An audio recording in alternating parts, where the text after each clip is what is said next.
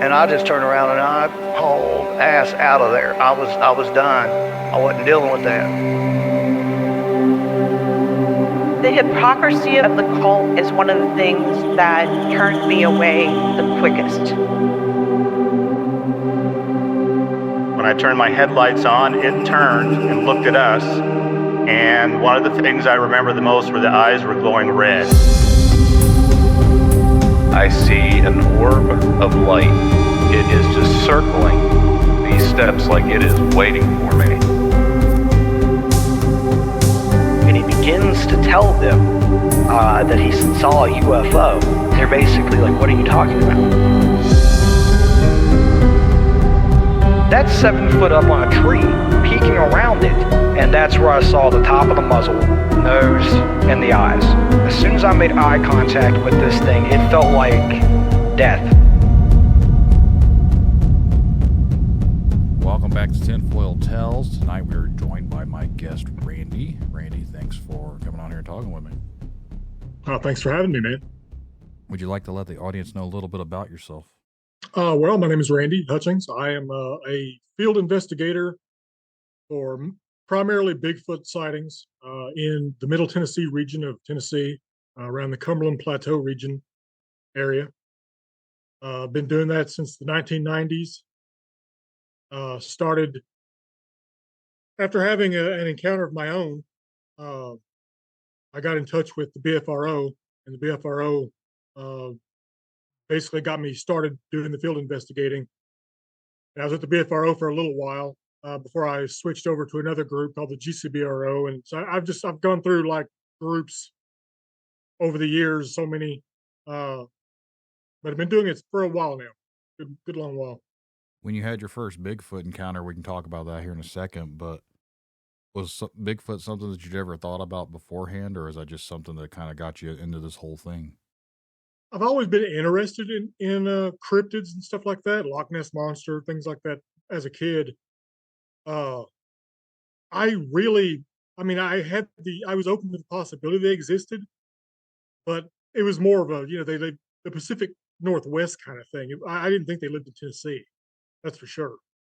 So Tennessee is definitely an awesome place. I was just down there a couple of weeks ago for an actual in Townsend for the Bigfoot festival they had there. And nice. Just the mountains and everything else. I took my friend who'd never been down there with me, and I said, if you just look at the area, I could totally see where things could go, like the mountains and everything. It's beautiful down there, but just the woods and the mountains and everything else. Like it's like I could totally see something being out there. For your first experience or whatever, if you want to dive into that, we can. Sure. Myself and my cousin, there's an old abandoned rock quarry that lays about 3 miles outside of the town that we live in, which is McMinnville. And for years growing up, as a kid, I'd lay out of school every so often. I'd just go up to the quarry and hang out. So we've been going up this quarry for at least a decade prior to this happening. And this day we went up there, it was late in May. I believe it was May 23rd, I believe. But this was in 1997. It takes about an hour to trek down this one trail that you have to know where it's at to get to this quarry, where it's backed up. It's been abandoned since the 1970s. This quarry has been. So we take this mile trail to get to the quarry, and we get up there and we put our feet in the water, and it's got like a little box canyon in this one area, and there's a lake there. And we've been told that this lake had been created from where they had drilled down into this is back in the 60s and 70s, where they had tunneled and drilled and dynamited down into an underground, and that the river had basically just come up and filled this part of the quarry in. I found out later on from a local diver that that's actually somewhat true. That it's rainwater mixed with a river that they hit. But we got up there, put our feet in the water, and was just relaxing.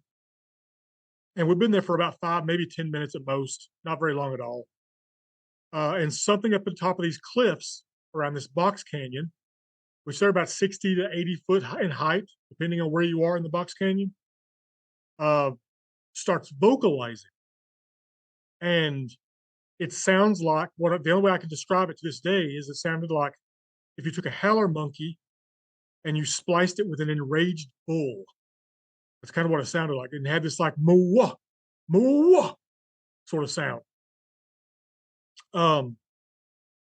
My cousin looks at me when this thing starts going off, and I look at him, and we kind of just have this dumb look on our face, and we assume, both of us just naturally assume that it's like somebody, some redneck or something up on top of this cliff that's messing with us.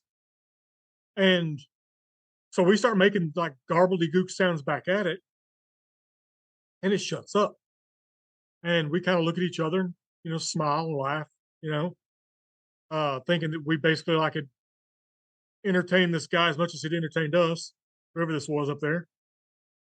And within just about 30, 45 seconds of it going quiet, this boulder, when I say boulder, I mean, it was as big as, as big around as my torso, 300 pounds at least, goes flying off this cliff, and not rolling off the cliff. I mean, flying off the cliff, like in an arch, like a 25-foot arch, and then splashes into the water about 60 feet from where we are. We both look at each other, and my cousin has this look of just sheer panic on his face. His eyes are huge. And he goes, "What could do that?" And then he said something about, that would have to have thumbs, right? To be able to throw a boulder like that. And it vocalizes again. While we're kind of standing there perplexed as to what just happened. And it does the moo, moo sound again. And we look at each other, and we're intimidated by this point, because I don't know how you would throw something. I'm a big guy, I'm 6'4". I couldn't possibly throw a rock half that size. I could roll it off maybe, but I couldn't make it arch like that, like 25 foot straight out like it did. Yeah. So I came home. It made us leave. We got intimidated enough that we left. Came home, talked to all of my relatives that are hunters, got a lot of hunters in my family, and tried to explain to them what had happened, and nobody could explain it. And ended up online trying to find answers to it. And about a month after it happened, I came on the BFRO website, and there was a vocalization that they had on there at the time that sounded similar. It wasn't really like what we heard, but just similar enough that it made me contact them and tell them what had occurred. And that's when they got me hold of a field investigator that came and talked to me. And he was basically like, "Oh yeah, everything you're talking about, with rock throwing and sounded like, classic tale of one of them trying to intimidate you to leave the area," which is exactly what happened. I think, like, for me, I don't know what to make about what the sounds and everything else, because sometimes I've heard weird things, but come to find out they're like normal animals. Something like that, though, what you're describing isn't anything normal that I would think of. Like, it has a very primate-ish sounding call to it. Yes. So I've grown up in these hills, man. I've heard all animals, that you could think of growing up, and I had never heard anything like this. I haven't heard anything like it since. I've heard vocalizations since then that were like screams and whoops and hollers, but nothing that ever sounded like that moa sound that we heard that day. I've never heard anything like that. I've heard like a scream noise before, but I thought it honestly was like a fox. You know how they make like foxes make those noises. So that's what I've wrote it off. But it almost sounded like a kid yelling, like a higher pitched scream. But where I live, we have a lot of coyotes and stuff too, so it could have been anything like that. So I don't really chalk that up to much of anything. But I've never been deep enough into the woods where I've ever had anything that stood out to me. I'm not one that goes outdoors that often anyways, like into the woods looking for this type of stuff. So I've never had an experience like that. But I honestly don't know how I'd interpret things if I hear it, because that's something that I want to experience. I know a lot of people say, oh, they want it. I'm more of a I want to see something. And I know a lot of people they don't want to see things, but I'm the type of I want to see something, which Yeah. for me, and I'm sure the listeners or whatever, like that visual evidence is like a confirmation. Like with sounds and stuff, it's whatever, but for me, I got to see it. Oh yeah, yeah, I understand completely. I like I said, that got me into the whole world of field investigation for all those groups Mm-hmm. that I ran with. And over the years, I hadn't seen one. I'd only heard that thing, yelling and seeing the boulder being thrown, and just assumed that that's what it had to be because I didn't know what else it could be.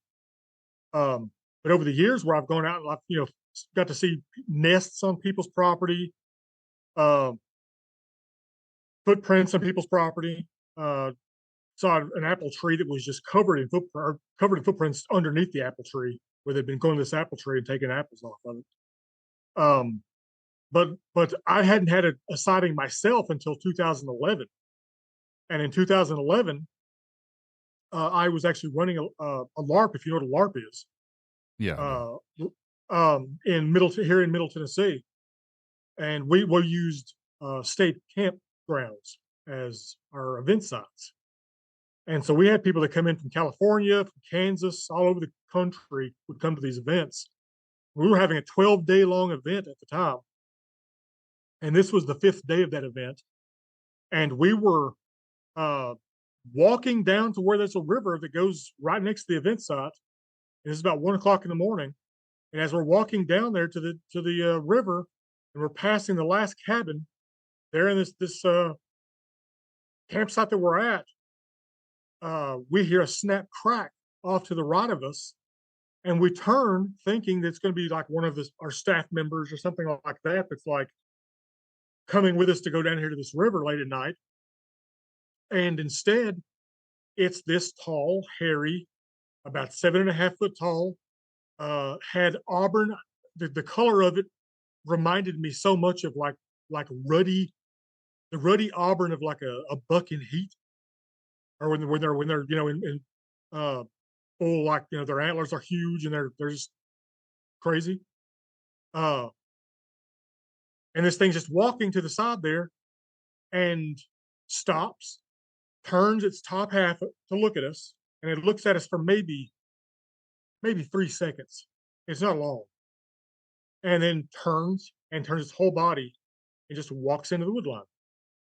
And the thing about it was, the guy that was with me when this happened, he's 6'5", I'm 6'4". We're both big dudes, but this thing acted like, I don't know how to say it.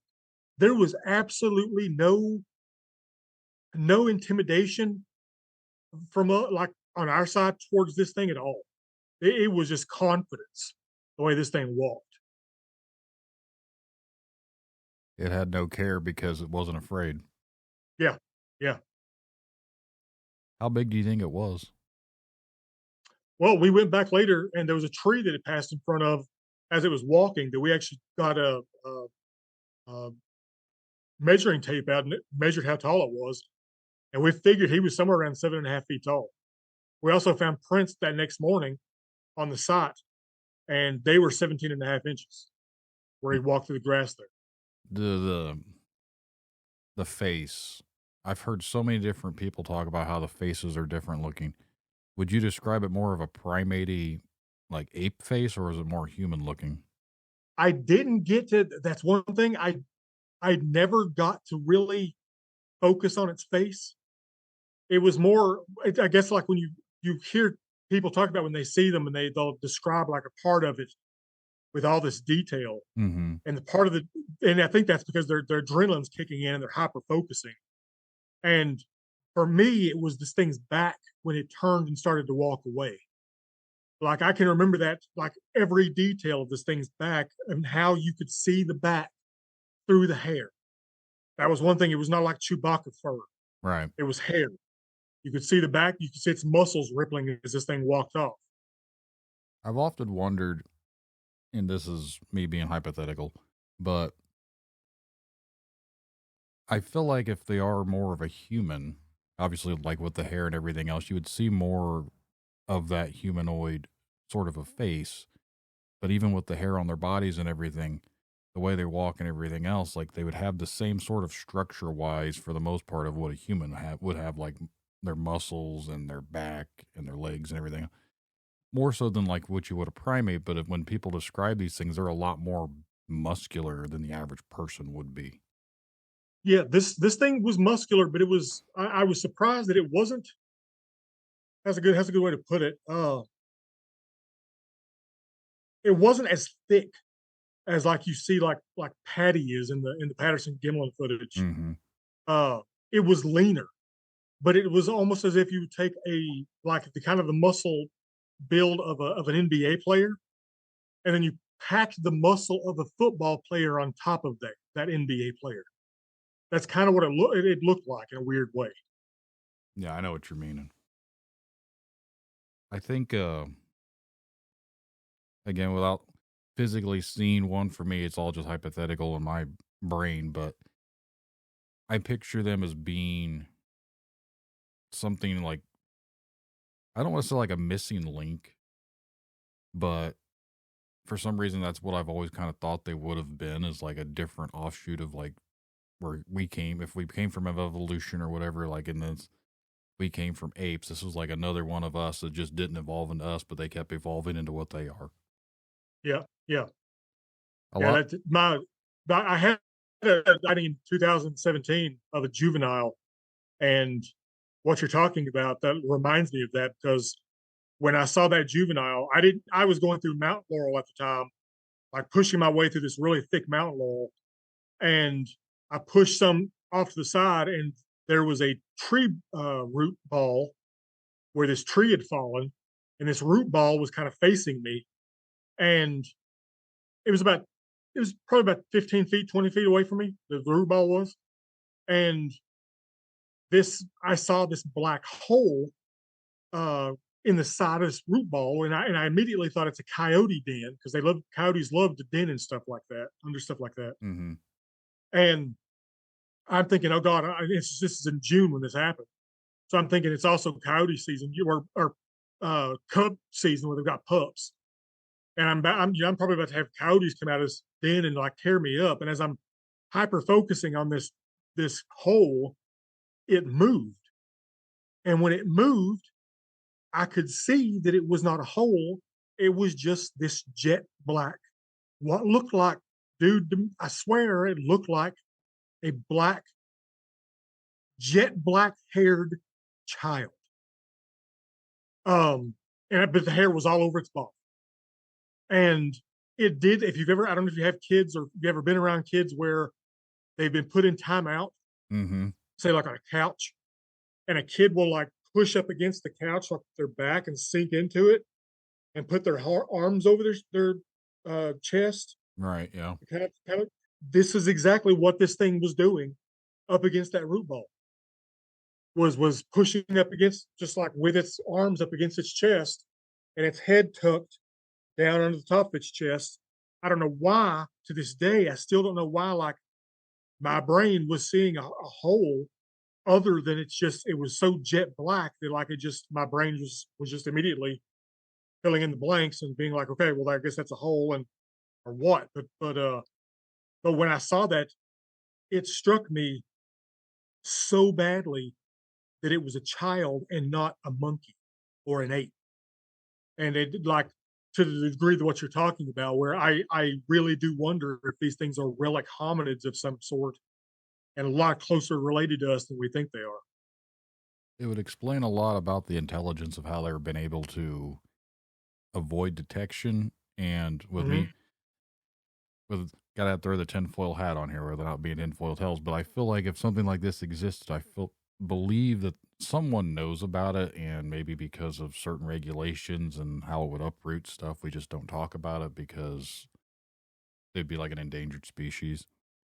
Yeah. So Yeah. But this is where I struggle with, because then you have these tribes down in like that have never been around like civilization like today, like modernized, and they have them protected where you're not supposed to go in there and bother them, this and that. I forget what it's called, but it's over. I think it's over by India or whatever. There's a country that's around one of these islands. The people there, they claim that they've never been influenced from outside sources, and when people go there, the tribes are cannibals. I Yeah, can't. yeah, they kill them. Yeah, Yeah. So I feel like if we know about stuff like that, then why would we not talk about these things, unless that's, again, part of the reason why they don't want to talk about them, because they're not necessarily human like the natives are from these islands, but they're close enough to humans that they would cause a lot of regulations and laws and other things. And people would be afraid to go outside at that point because they don't know if there's some big humanoid out behind their house in the woods. yeah, yeah. I actually had a park ranger here in Tennessee tell me he had an encounter when he was young, when he was 16. So he shared with me, and he talked about that, like, how would you exactly go out of your way as the government to come out and say these things exist when you might be having to admit that, like, yeah, these things are a human cousin species that historically are sometimes known to take children or take women, or, you know, if you go with some of the old Native American tales, uh, how do you explain that to the people oh, and they're also living on your back 40 and you can't do anything about it? Exactly.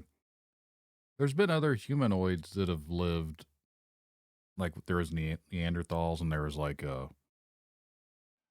can't think of what the other one was. Denisovans. Yeah, and if we know those from the fossil records, and even like with DNA analysis or whatever, who's to say there wasn't something else that wasn't another hominid type species that was also around here, and the other ones got killed off? Yep. And maybe there's just a Yeah. smaller group of these things still around here. Yeah, yeah. I think you're right. I think that's close to what it could be going on. A lot of people that I've talked to on this show, and I there's some diehard that are flesh and blood, and there's other ones that think there's something else about it. Where do you line up with that? I think based off we found in certain areas of our main research area, over in Van Buren County, Tennessee, we found so many footprints, so many, you want to call them, artifacts of the Bigfoot artifacts, like tree bends and stuff like that in the same area where we found the footprints and stuff like that. That we're fairly confident that they're living in that area full time. They're not moving around very often, based off some of the stuff the Rangers have told us too. And I feel like I'm kind of in this place where, like, I feel like they're flesh and blood, because I mean, why else would you find scat? Right. Why else would you find footprints all over the place? Ghosts don't usually leave footprints. Phantoms don't leave footprints, generally.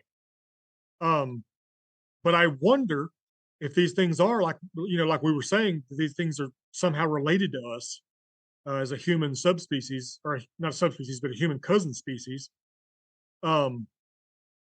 What would that mean they would be capable of that we're not anymore? There's, I'm sure you've done tons of episodes on, the CIA developing, what was that program they were developing where you astrally traveled and all that stuff? Yeah.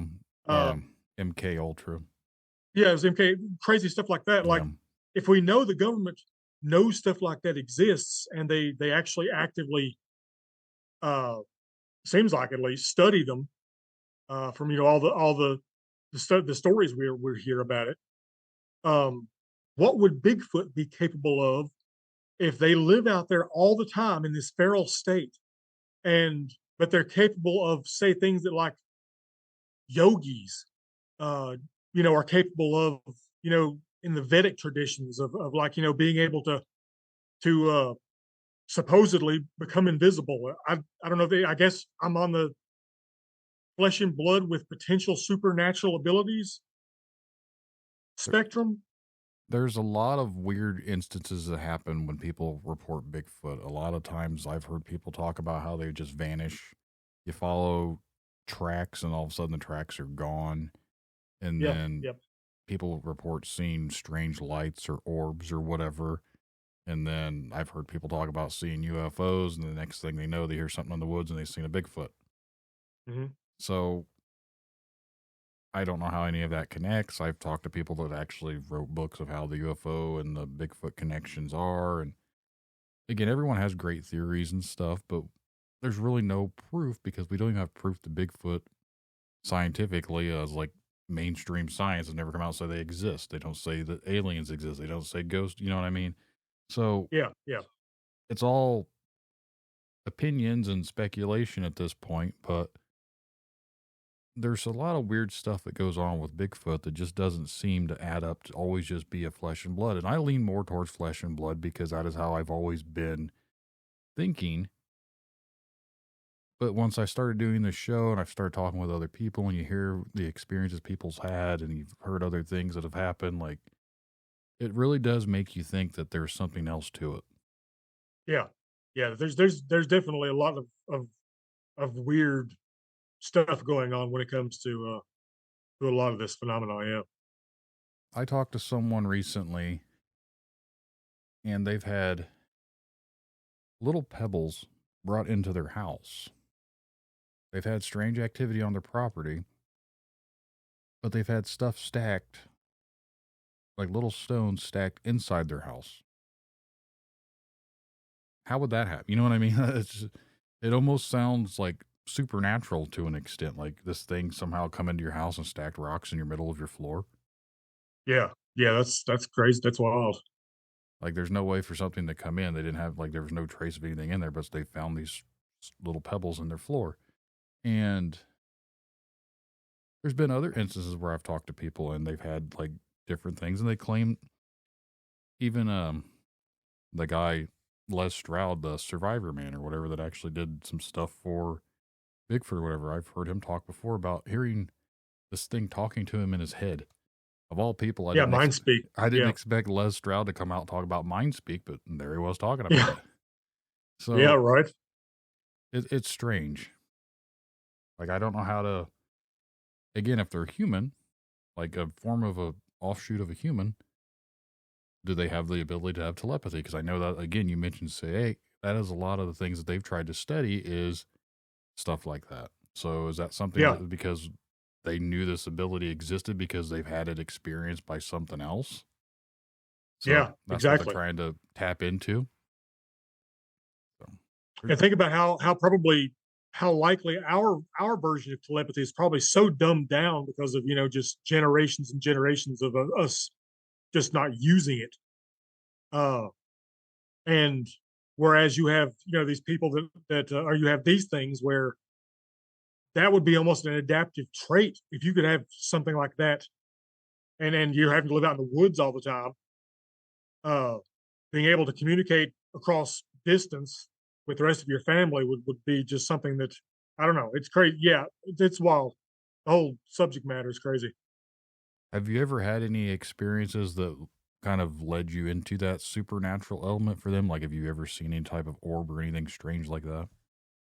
I've not seen an orb myself. I do have a research partner that has seen an orb in that area where we have a lot of our Bigfoot encounter stuff happening.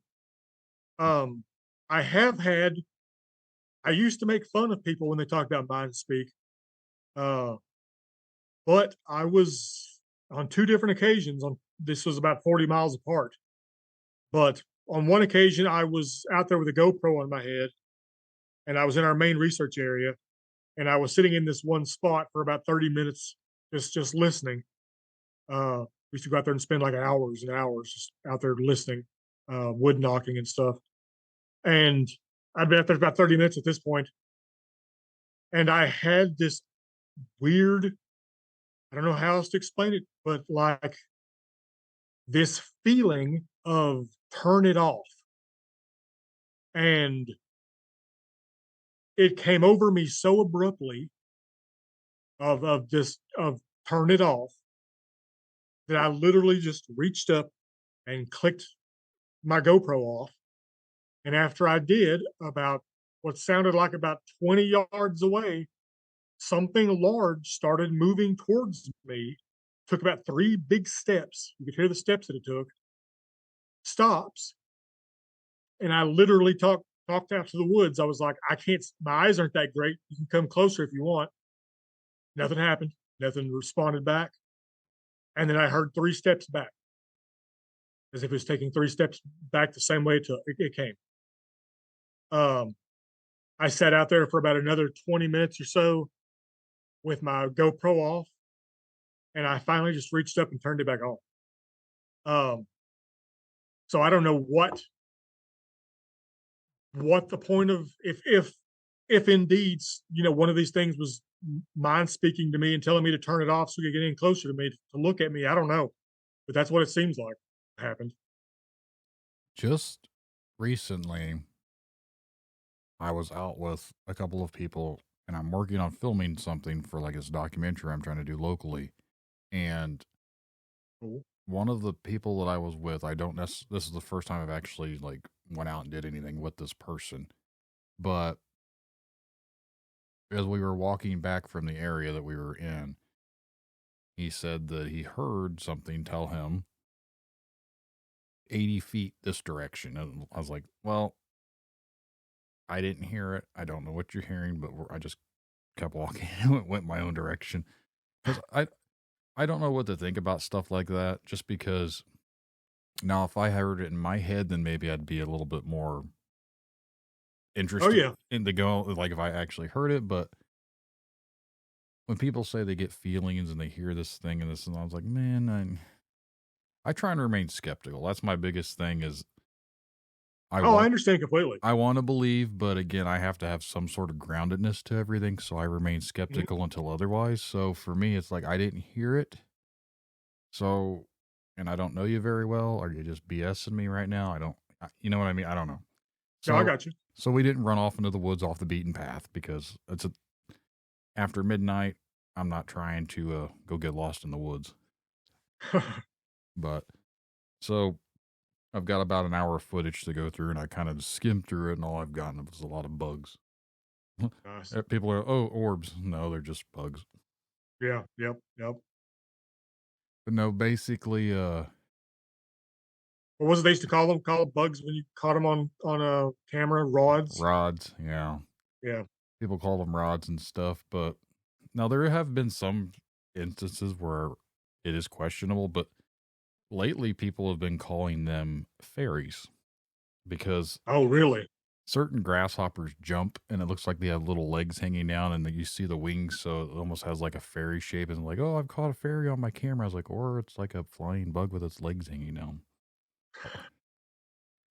So today, the technology from today has made it very hard to distinguish things because you have AI screwing with stuff, and then you have all these cameras picking up things and these night vision things. So that's where the skeptic side of me comes in, because if there's so many cameras, everyone has a phone, all this other stuff goes on, yet we still don't have any clear pictures or evidence or video. The best video that I've ever seen has been Patty, and that was back 60 years ago at this rate almost. So why is it there's so many people having these experiences, so many people coming forward and saying they've seen these things and they've done, but every time I get photos sent to me or whatever, it's usually so blurry.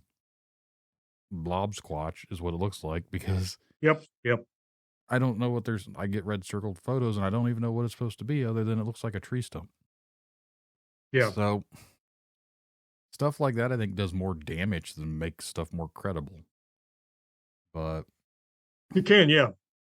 This makes everyone look gullible and stupid. Right. And half the time, I don't know if it's people that really believe what they're seeing, or they're just doing it because they want to say they do it, and they're trying to make everyone else look stupid. So it's a weird thing. But I had a lady actually that I went out on a field investigation for, that she was showing me a picture on her cell phone, and it was kind of a blob squatch.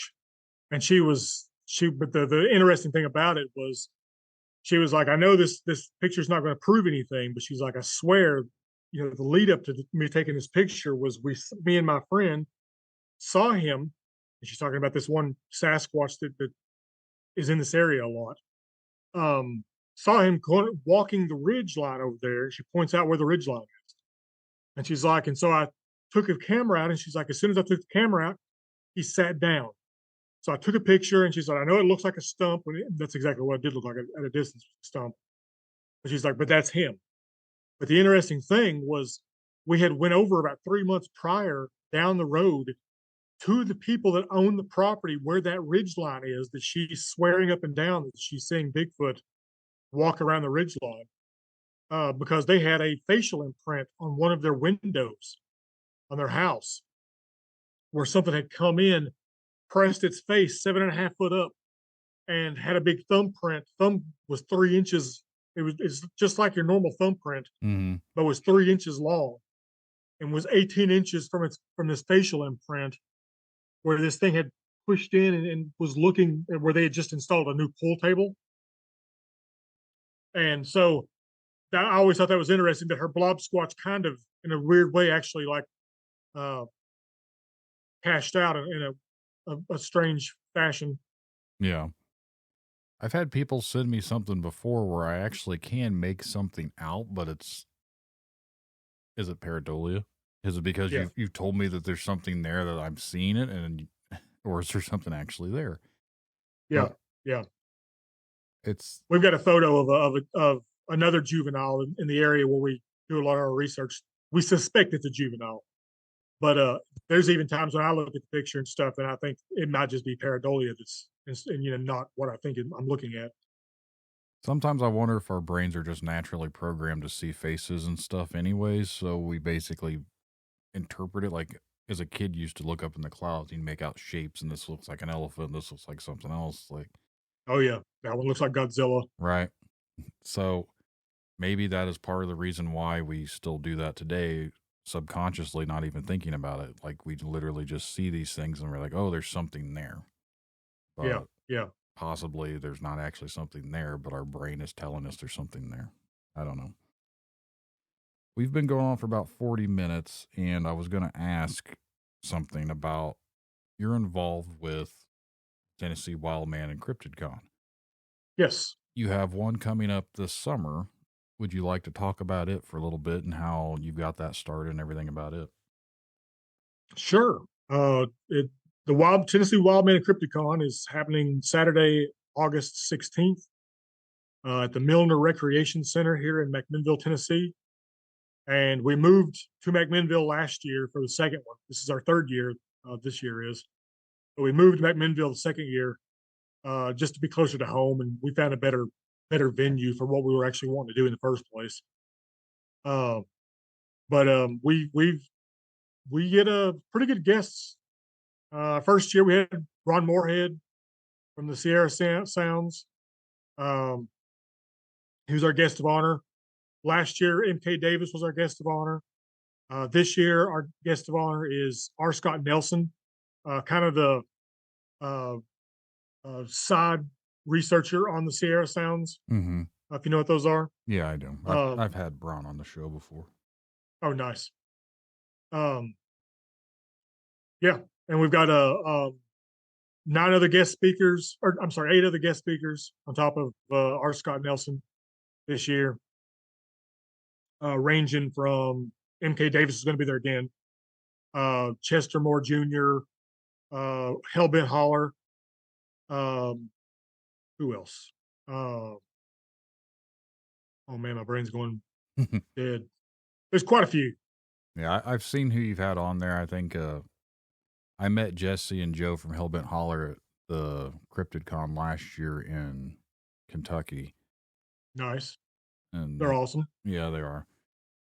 And then there's been quite a few people that I've met here in the last year or two since I started doing these conventions and stuff. But I've got 10 different ones that I was doing this year, so I'm sure I'll see some of them all over here again. But that's the one thing that I feel like a lot of shows don't have on, is people actually talking about these things. I know a lot of the listeners out there enjoy stuff like this. So if they're in the area, I've always tried to encourage people to talk about their events, where they're going to be at, because maybe by that point someone will actually hear it, want to come out and meet you and talk to you.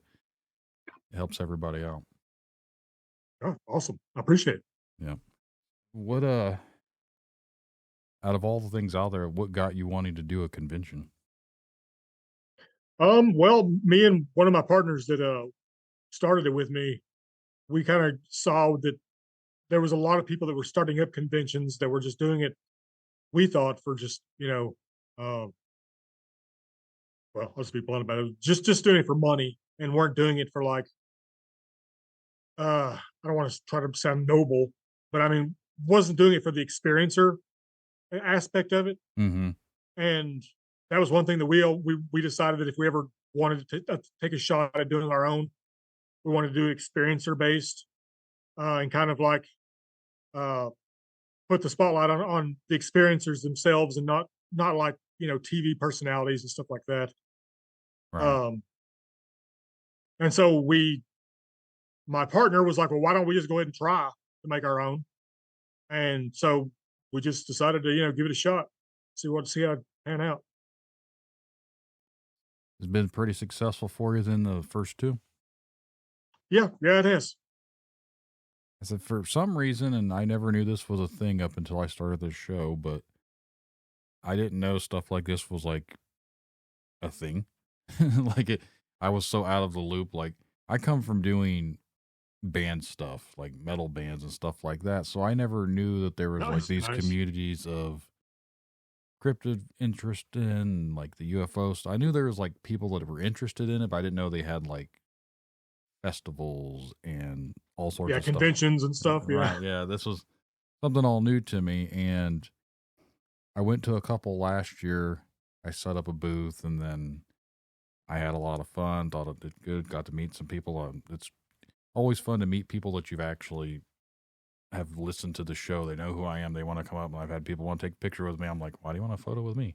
It's strange, but it's cool. So I have a lot this year that I'm doing, but I enjoy trying to make sure that people are aware of these things. Like I said a little bit ago, like I didn't know these existed, so I'm sure there's people out there that didn't know these things existed. So I'm always trying to encourage people to come out, have a good time, talk to people.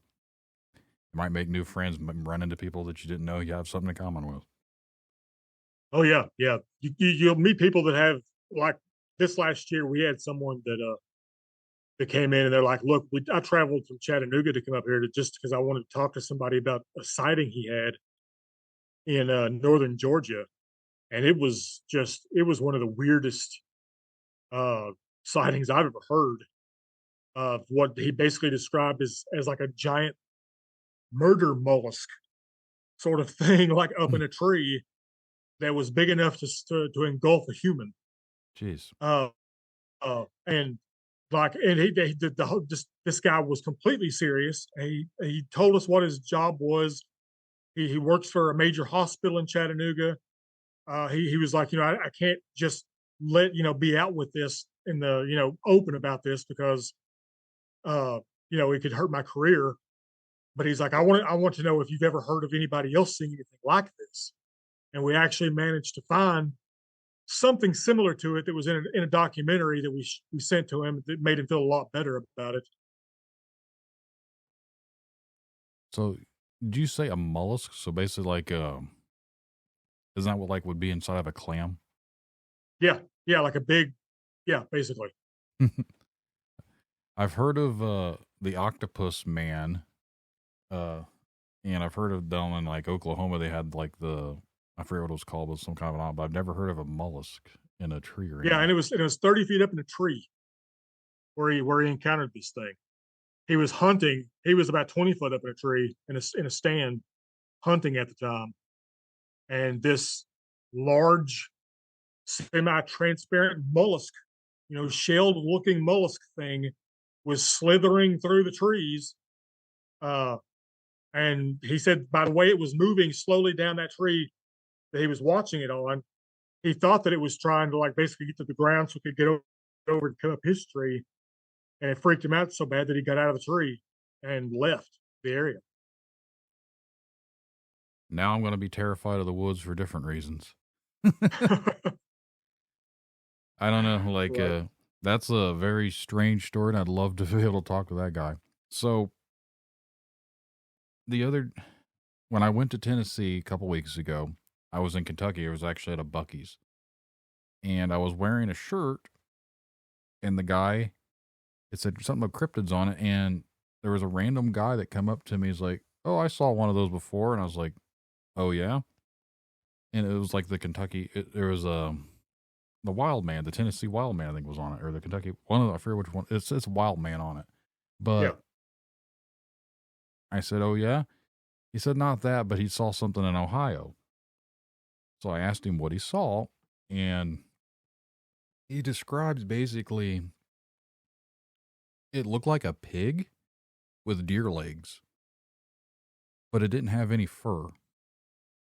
So it was like fleshy colored, but it didn't have the head of a pig, but the body of a pig, but with like long, skinny deer legs. And it ran across the road. He's like, "You ever heard of anything like that?" I was like, "No." Yeah. I've never heard of a pig deer hybrid looking thing before, but Right. I've heard of a knot deer, but like Right, that yeah. doesn't even sound like a knot deer. yeah, I was like, I don't even know what that would be. So I guess anyone out there listening, if you've ever seen anything that looks like a mix between a pig and a deer, let me know. The pig deer, yeah. Yeah. Pig deer of Ohio. Right. But, well, Randy, I don't like cutting them short, but is there anything else you'd like to talk about before we wrap this one up? Nothing I can think of. Well, again, for anyone out there listening, make sure to look into the festival you've got going on. You said that's on August 16th, August 16th, yes. and it's located where exactly? The Milner Recreation Center in McMinnville, Tennessee. Do they need tickets for that, or is it free, or how do they go about getting Tickets are you can get tickets at the door if you want. The tickets at the door are $5. It's $50 if you want to hear all the speakers for the day. Mm-hmm. You can also get the tickets on Eventbrite. Just look up Tennessee Wildman and it'll show up. Awesome. Well, Randy, it's been a pleasure talking with you. Glad to have you on I here. appreciate it, man. Yep. Thanks you. a lot. Yep. You have a great night. You too. If you'd like to be a guest on Tinfoil Tales, remember to send an email to tinfoiltalespodcast@gmail.com or go to tinfoiltales.com and go to the contact section. Make sure to follow me around on all the social medias. And just remember, truth comes at a cost. Are you willing to pay the price?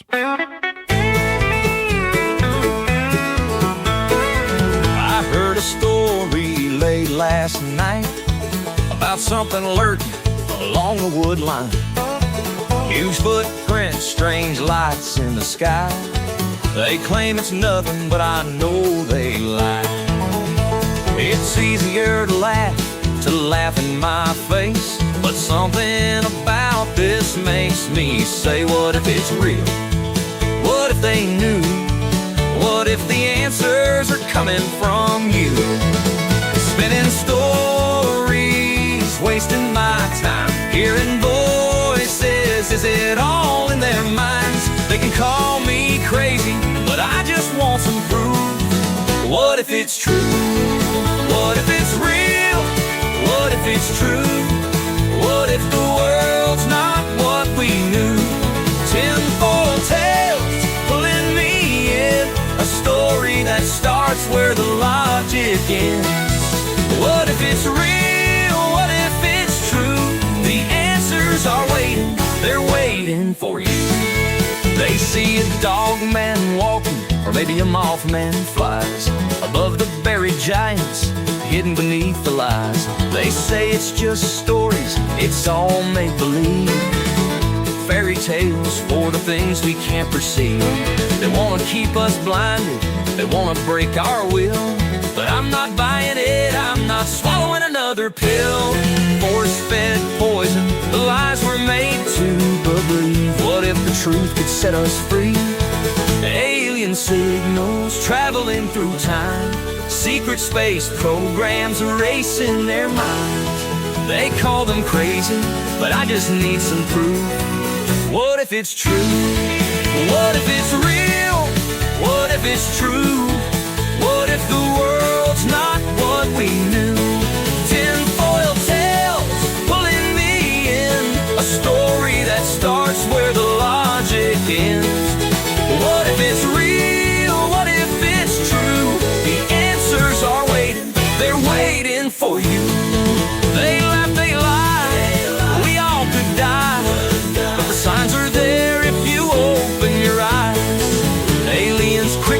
demon's ghost, the Nephilim too. What if it's me? Or what if it's real? What if it's real? What if it's true? What if the world's not what we knew? Tinfoil Tales pulling me in, a story that starts where the logic ends. What if it's real? What if it's true? The answers are waiting, they're waiting for you. It's all in our heads, it's all in our minds. These voices can't be silenced, the truth must rise. Tinfoil Tales, it's pulling me through. What if it's real? What if it's true?